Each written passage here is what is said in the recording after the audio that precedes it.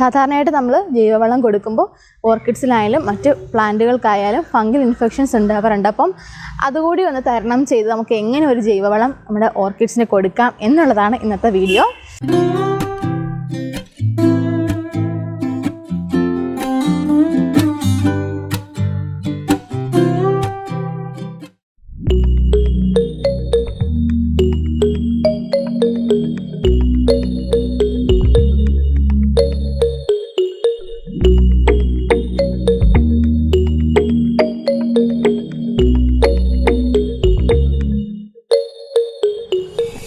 Hello my dear friends, welcome back to my YouTube channel SULUZ DIARIES. ഞാൻ അജ്മി സുൽത്താന.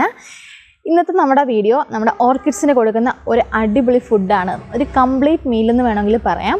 ഇത് കൊടുത്തു കഴിഞ്ഞാൽ ഭയങ്കര റിസൾട്ടായിരിക്കും നമ്മുടെ ഓർക്കിഡ്സിൽ ഉണ്ടാവുന്നത്. നല്ല അടിപൊളിയായിട്ട് പ്ലാന്റ് ഹെൽത്തി ആയിട്ടും നല്ല തഴച്ച് വളരും. അതുപോലെ ധാരാളം പൂക്കൾ ഉണ്ടാവുകയും ഉണ്ടാകുന്ന പൂക്കളിൽ ഒരുപാട് പൂക്കൾ കാണുകയും ചെയ്യും. അപ്പോൾ അങ്ങനത്തെ അടിപൊളിയൊരു ജൈവവളമാണ് നമ്മളിന്ന് നിങ്ങൾക്കായിട്ട് പരിചയപ്പെടുത്താൻ പോകുന്നത്. പലർക്കും അറിയായിരിക്കും, എങ്കിലും ഒരുപാട് പേര് ചോദിക്കാറുള്ളതാണ് എന്ത് ജൈവവളമാണ് കൊടുക്കാൻ ഏറ്റവും നല്ലതെന്ന്. അപ്പോൾ അതാണ് ഇന്നത്തെ വീഡിയോയിൽ നമ്മൾ കാണാൻ പോകുന്നത്. അപ്പോൾ വീഡിയോയിലേക്ക് പോകുന്നതിന് മുമ്പായിട്ട് എൻ്റെ ചാനൽ ആദ്യമായി കാണുന്നവരാണെങ്കിൽ പ്ലീസ് കൺസിഡർ ടു സബ്സ്ക്രൈബ് ചെയ്യുമ്പോൾ സൈഡിലെ ചെറിയ ബെൽ ബട്ടൺ ഓൾ എന്ന ഓപ്ഷൻ കൂടി എനേബിൾ ചെയ്യുക. എങ്കിൽ മാത്രമേ ഞാൻ പുതിയ വീഡിയോസ് ഇടുമ്പോൾ അത് നോട്ടിഫിക്കേഷൻ നിങ്ങൾക്ക് കറക്റ്റായിട്ട് കിട്ടത്തുള്ളൂ. അതുപോലെ തന്നെ ഓൺലൈനായിട്ട് പ്ലാൻസ് ആവശ്യമുള്ളവർക്ക് ഈ സൈഡിൽ കാണുന്ന വാട്സാപ്പ് നമ്പർ 7034016964 ഈ നമ്പറിൽ കോൺടാക്റ്റ് ചെയ്യാനുണ്ടെങ്കിൽ നിങ്ങൾക്ക് ഡയറക്റ്റായിട്ട് കാറ്റലോഗ് കിട്ടും. അതുപോലെ തന്നെ ഇൻസ്റ്റാഗ്രാം പേജ്, ഫേസ്ബുക്ക് പേജും ഒക്കെ ഫോളോ ചെയ്ത് കഴിഞ്ഞാൽ അവൈലബിൾ ആയിട്ടുള്ള പ്ലാന്റ്സിൻ്റെ ഡീറ്റെയിൽസ് അങ്ങനെ നിങ്ങൾക്ക് അറിയാനായിട്ട് കഴിയും. എപ്പോഴും നമ്മൾ രാസവളം കൊടുക്കുന്നതിനേക്കാളും നല്ലത് ജൈവവളം തന്നെ നമ്മുടെ പ്ലാന്റ്സിന് കൊടുക്കുന്നതായിരിക്കും. കാരണം കണ്ടിന്യൂസ് ആയിട്ടുള്ള രാസവള പ്രയോഗം നമ്മുടെ അന്തരീക്ഷ മലിനീകരണത്തിനും അതുപോലെ മണ്ണ് മലിനീകരണത്തിനും ഒക്കെ കാരണമാണ്. പക്ഷേ നമുക്ക് ഇടയ്ക്ക് ഒരു രാസവെള്ളം കൊടുക്കുന്നതുകൊണ്ട് പ്രോബ്ലം ഇല്ല, നല്ല ഫാസ്റ്റ് ഗ്രോത്ത് ഉണ്ടാവുകയും ചെയ്യും. അപ്പോൾ ഈ സീസണിൽ, അതായത് നമുക്ക് ഉണക്ക് കാലത്ത് നല്ല രീതിയിൽ നമുക്ക് ജൈവവളം കൊടുക്കാനായിട്ട് കഴിയും. മഴക്കാലത്താണ് നമുക്ക് ജൈവവളം കൊടുക്കുമ്പോൾ ഏറ്റവും കൂടുതൽ പ്രോബ്ലംസ് ഒക്കെ ഉണ്ടാകുന്നത്, ഇൻഫെക്ഷൻസും ഒരുപാട് തരത്തിലുള്ള രോഗങ്ങളുണ്ടാകും. പക്ഷേ ഇപ്പോഴത്തെ കണ്ടീഷനിൽ വളരെ യൂസ്ഫുള്ളാണ്.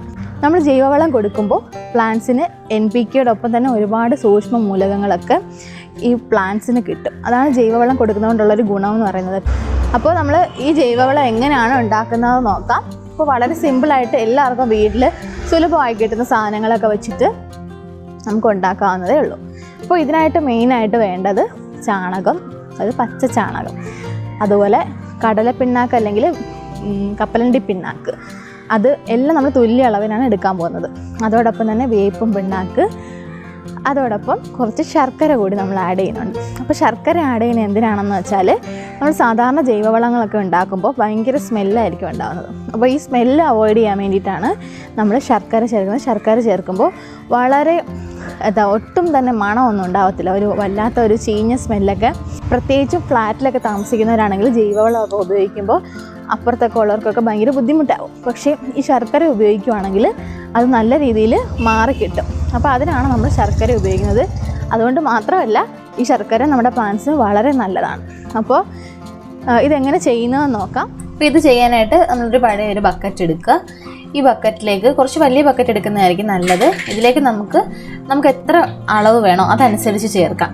ഞാനിപ്പം ഈ ഒരു കപ്പ് അളവിൽ ചാണകം, പച്ച ചാണകം ചേർത്ത് കൊടുക്കുകയാണ്. അപ്പോൾ എത്ര വേണമെങ്കിലും ചേർക്കാം. ഇപ്പോൾ നിങ്ങളെ കാണിക്കാൻ വേണ്ടി ഞാൻ വളരെ കുറച്ച് അളവിൽ മാത്രമേ ചെയ്യുന്നുള്ളൂ.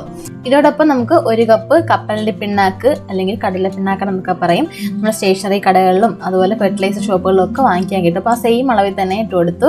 അതോടൊപ്പം തന്നെ കുറച്ച് വേപ്പും പിണ്ണാക്കും, ഏകദേശം അതേ അളവിൽ തന്നെ വേപ്പും പിണ്ണാക്കും. ഇത് ശർക്കരയാണ്, ശർക്കര പൊടിച്ചതും 1 കപ്പ് ചേർത്ത് കൊടുക്കാം. അപ്പോൾ ഇത്രയാണ് നമ്മൾ ചേർത്ത് കൊടുക്കുന്നത്. ഇനി നമ്മൾ ഇതിലേക്ക് കുറച്ച് വെള്ളം ഒഴിച്ച് കൊടുക്കുകയാണ്. അപ്പം നെകക്കെ മാത്രമേ വെള്ളം ഒഴിച്ച് കൊടുക്കാവുള്ളൂ. ഇപ്പോൾ ഇതിലേക്ക് നമുക്ക് നിറച്ച് വെള്ളം ഒഴിക്കേണ്ട ആവശ്യമില്ല. ഇത് നന്നായിട്ട് പുളിച്ചതിന് ശേഷം മാത്രമേ നമ്മൾ നിറച്ച് വെള്ളം ഒഴിക്കുന്നുള്ളൂ.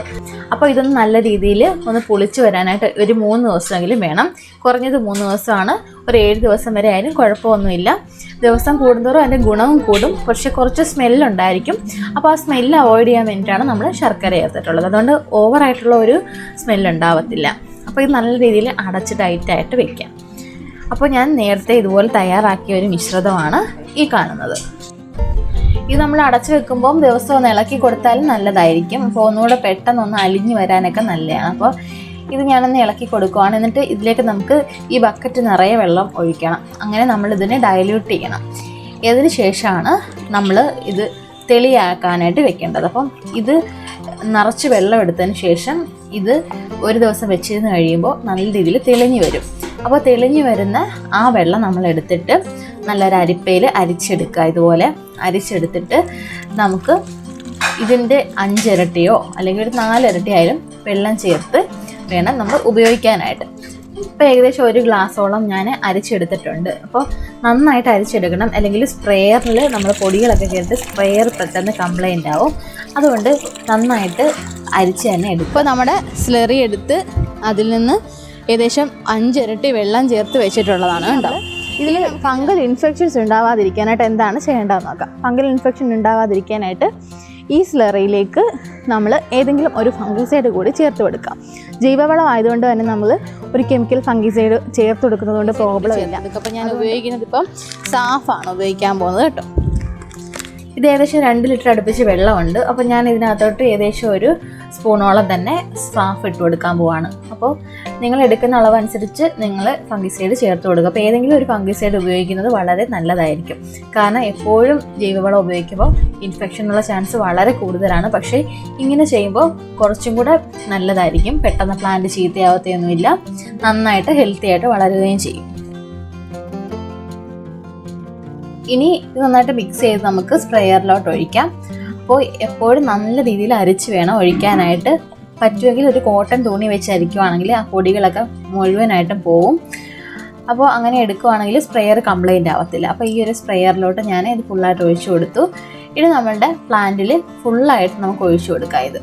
അപ്പോൾ എവിടെയൊക്കെ പ്ലാന്റിൽ ഇത് അപ്ലൈ ആവാൻ നോക്കാം. ഇത് സ്പ്രേ ചെയ്ത് കൊടുക്കുമ്പോൾ വളരെ ചെറിയ തുള്ളികളായിട്ട് വേണം നമ്മൾ ഓർക്കിഡിലേക്ക് ഒഴിച്ചു കൊടുക്കാനായിട്ട്. നന്നായിട്ട് വേരിലും അതുപോലെ തണ്ടിലും ഇലയിലും ഒക്കെ ഒഴിച്ചു കൊടുക്കാവുന്നതാണ്. ഒരു കാരണവശാലും നമ്മൾ ഇതിൻ്റെ പൂവിൽ ഒഴിച്ചു കൊടുക്കരുത്. അതുപോലെ ചെറിയ മൊട്ടുകളൊക്കെ വരുന്ന ഭാഗം ഉണ്ടെങ്കിൽ അവിടെ ഒക്കെ നമ്മൾ അവോയ്ഡ് ചെയ്യുക. അവിടെ ഒന്നും നമ്മൾ ഒഴിച്ചു കൊടുക്കരുത്. പൂക്കളുടെ ആയുസ് കുറയാനും അതുപോലെ ചെറുതായിട്ട് വരുന്ന മൊട്ടുകളൊക്കെ കരിഞ്ഞു പോകാനൊക്കെ സാധ്യതയുണ്ട്. അതുകൊണ്ട് അവിടെ ഒന്നും വീഴാതെ നമ്മൾ ഇലയിലും തണ്ടിലും വേരിലും നന്നായിട്ട് അപ്ലൈ ചെയ്ത് കൊടുക്കുക. പിന്നെ നമ്മളിത് രാവിലെ തന്നെ ചെയ്യാനായിട്ട് ശ്രദ്ധിക്കണം. രാവിലെ ചെയ്യുന്നതാണ് ഏറ്റവും നല്ലത്. രാവിലത്തെ ചെറിയ ഒരു ലൈറ്റിൽ ഇത് നന്നായിട്ട് നമ്മുടെ ചെടികൾ അബ്സോർബ് ചെയ്തെടുക്കും. വൈകുന്നേരങ്ങളിലാവുമ്പം ചീയലുണ്ടാകാനുള്ള ചാൻസ് കൂടുതലാണ്. വൈകുന്നേരം അത് ഇലയുടെ ഇടയ്ക്കൊക്കെ കെട്ടി നിൽക്കും. അതുകൊണ്ട് വൈകുന്നേരങ്ങളിൽ ഒരു തരത്തിലുള്ള ജൈവവളങ്ങൾ നമ്മൾ കൊടുക്കാൻ പാടില്ല. എപ്പോഴും വൈകുന്നേരങ്ങളിൽ അത് അവോയ്ഡ് ചെയ്തിട്ട് രാവിലെ തന്നെ കൊടുക്കാനായിട്ട് ശ്രദ്ധിക്കണം. ഇപ്പോൾ 2 മാസമായിട്ട് ഞാൻ വളങ്ങളൊന്നും കൊടുക്കുന്നുണ്ടായിരുന്നില്ല, സ്ഥലത്തില്ലാഞ്ഞുകൊണ്ട്. അപ്പോൾ എല്ലാത്തിനും ഒരു ക്ഷീണം സംഭവിച്ചിട്ടുണ്ട്. അതുകൊണ്ട് പൂക്കളൊക്കെ കുറച്ച് കുറഞ്ഞിട്ടുണ്ട്. അപ്പോൾ നമ്മൾ ഇതുപോലുള്ള വളങ്ങളൊക്കെ കൊടുത്തു കഴിയുമ്പോൾ 1 മാസം കൊണ്ട് അതെല്ലാം റിക്കവറായിട്ട് വരും. ഈ ജൈവവളം എല്ലാവർക്കും യൂസ്ഫുൾ ആയെന്ന് കരുതുന്നു. എല്ലാവരും പ്രയോഗിച്ച് നോക്കുക. ഇത് വളരെ എഫക്റ്റീവാണ്. പ്ലാന്റ്സിന് ഏറ്റവും ഇഷ്ടമുള്ള ഒരു ഫുഡെന്ന് വേണമെങ്കിൽ പറയാം. അപ്പോൾ എല്ലാവരും ഉപയോഗിച്ച് നോക്കുക. അതുപോലെ വീഡിയോ ഇഷ്ടമായിട്ടുണ്ടെങ്കിൽ ലൈക്ക് ചെയ്യാനും ഷെയർ ചെയ്യാനും സബ്സ്ക്രൈബ് ചെയ്യാനും മറക്കരുത്. അപ്പോൾ ഇനി അടുത്ത വീഡിയോയിൽ കാണാം. ബൈ.